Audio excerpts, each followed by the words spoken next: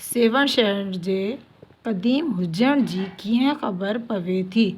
Seven शहर के कदीम होने की किस तरह खबर मिलती है।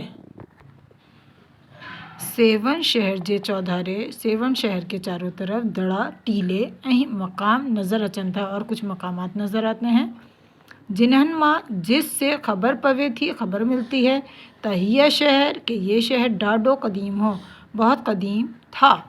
डाडो में डाल के नीचे 2 नुक्ते यहाँ आएंगे, ये तो काफ़ी अजीब नुक्ते हैं लेकिन इट्स ओके।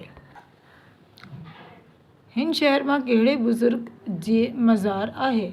इस शहर में किस बुज़ुर्ग का मज़ार है। हिन शहर में कहिड़े बुज़ुर्ग की जगह आ जाएगा शहबाज कलंदर जी मज़ार आहे। सेवण जो ओज कहिड़ीअ सबब करे घटियो। सेवण का उरूज किस वजह से कम हुआ।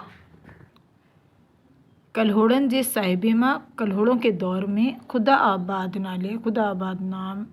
नामी न्यून शहर बुधो वियो। नया शहर बताया गया, ढूंढा गया या मिला या नाम रखा गया।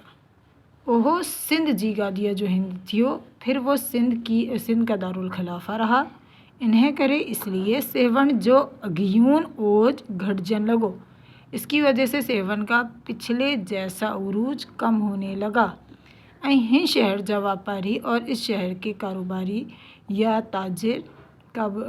हजरात या ताजिर आलिम ऐं हुनरमंद लढे अचे खुदा आबाद में रहा।